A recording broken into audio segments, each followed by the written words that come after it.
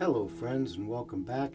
In this episode we're going to talk about If I Could Read Your Mind, the Gordon Lightfoot classic, quite a tune from the golden age of the singer-songwriter. What I've done here is taken a little bit different turn, and we're going to talk about playing this song in the key of C on the guitar, but I've moved it up to the 4th fret for singing purposes, so actually we're in the key of E. Of course the original was in the key of A, but playing all guitar chords in the key of G with capo on 2, right?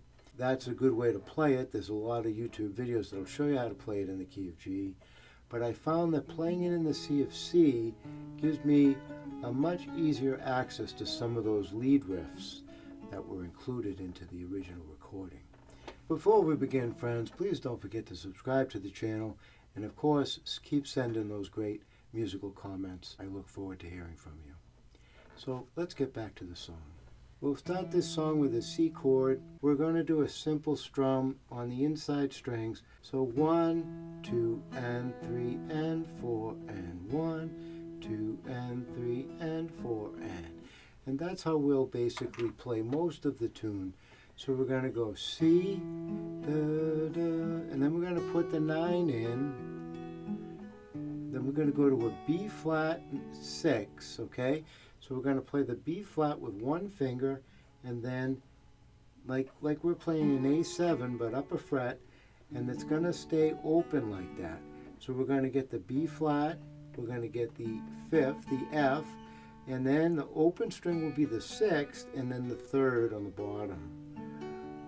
Okay, and the strum basically the same. And then we repeat the same thing again. Da da da da da da. Da, da, da, da, da, da.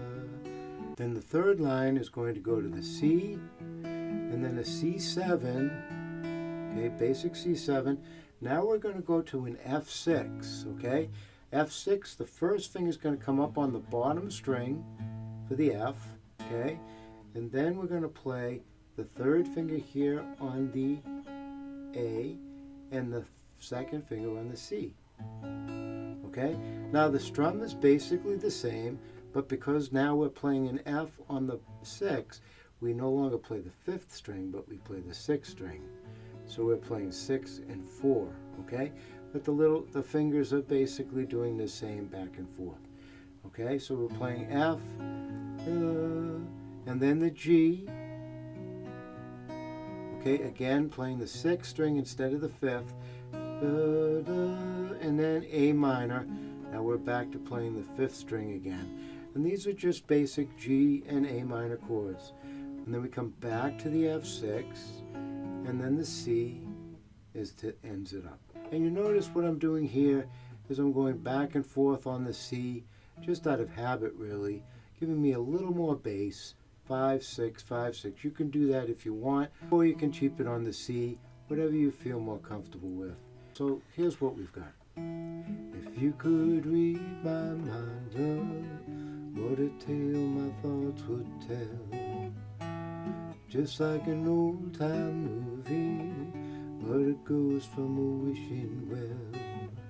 In a castle dark, or a fortress strong, with chains upon my feet, you know that ghost is me. Now, some interesting things to look at when you're making these chord changes, okay? Especially for beginners.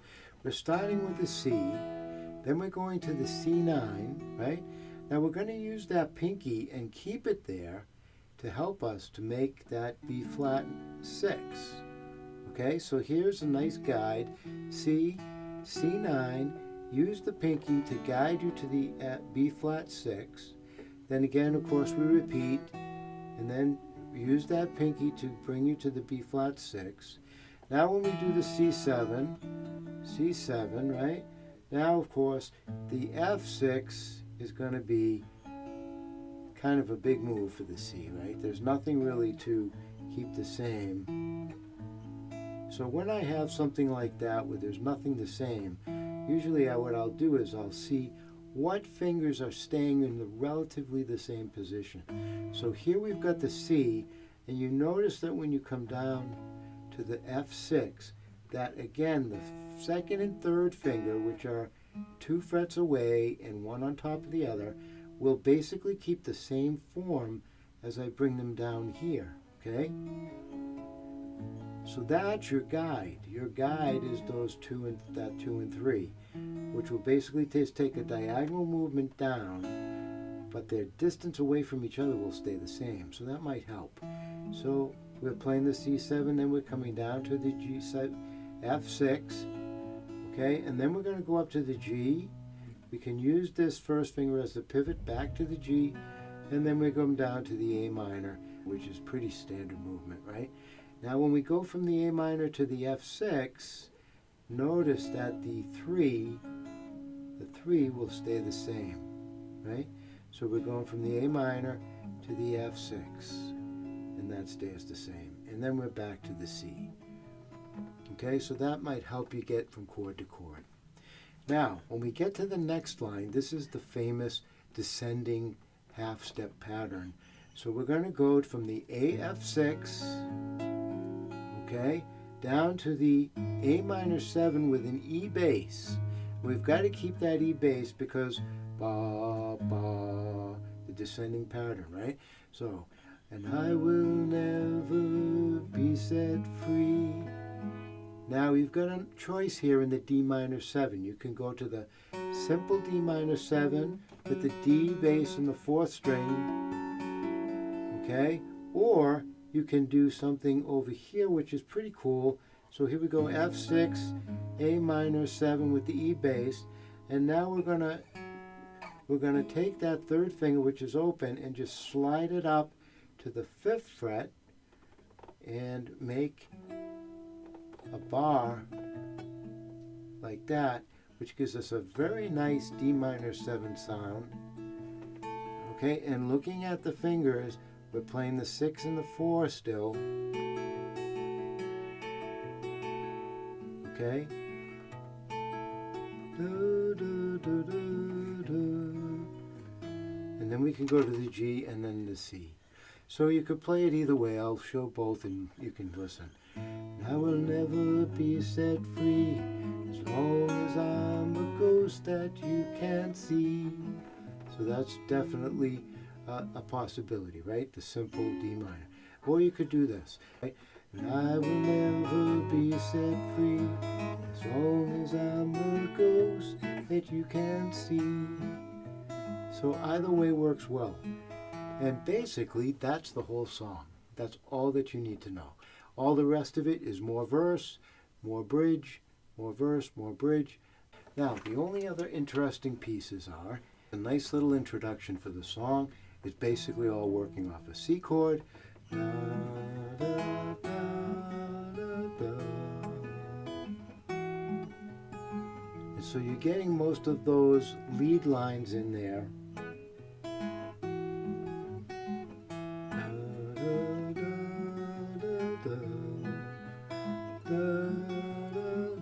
And you can see the tab and how we're playing that. Okay, and that'll lead you right into the song, right? Da, da, da, da, da, da. If I could read your mind, love, what a tale, and you're into the song. Now the other interesting piece is the B flat interlude. So when we come to the end, ghost that you can't see.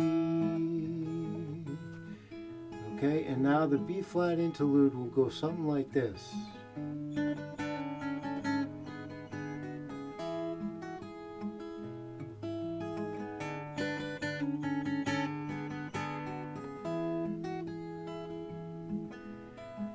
Okay, so what are we doing there? We're playing the B flat, we're playing the sixths, right? So we're going B flat G, A to F, and then G to E. Okay? And then we're just hitting the D, and then we're coming into the C chord. So it's da da da da da da da da da da da da da.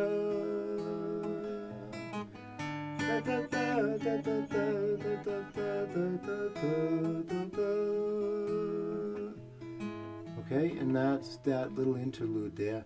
And one of the reasons why I play it in C is because that's so accessible from the C position with the going to the B flat.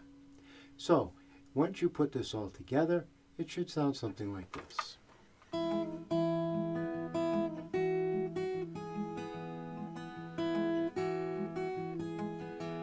If I could read your mind, love, what a tale my thoughts could tell.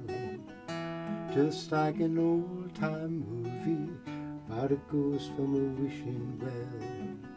In a castle dark or a fortress strong with chains upon my feet, you know that ghost is me, and I will never be set free as long as I'm a ghost that you can see.